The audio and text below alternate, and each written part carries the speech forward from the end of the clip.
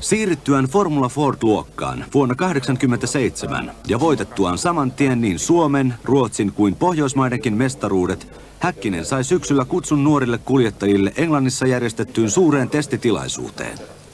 Kutsun taustalla oli muun muassa suomalaisen autourheilun vahva mies Kari O. Sulberg. Hän oli kiinnittänyt huomionsa nuoren kuljettajan määrätietoisuuteen jo vuosia aikaisemmin karting-varikolla. Doningtonin testi oli Häkkiselle suuri mahdollisuus.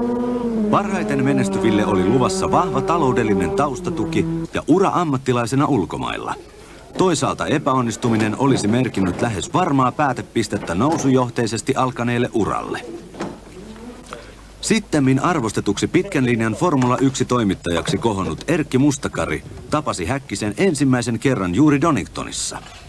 Tulkkia tarvittiin, sillä 19-vuotiaan nuorukaisen kielitaito rajoittui vielä tuolloin vain muutamaan sanaan.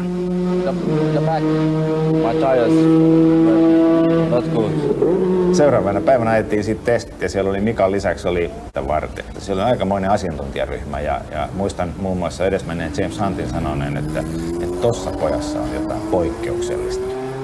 Häkkisellä oli testin jälkeen yksinkertainen selitys siihen, miksi hän oli ollut nopeampi kuin muut.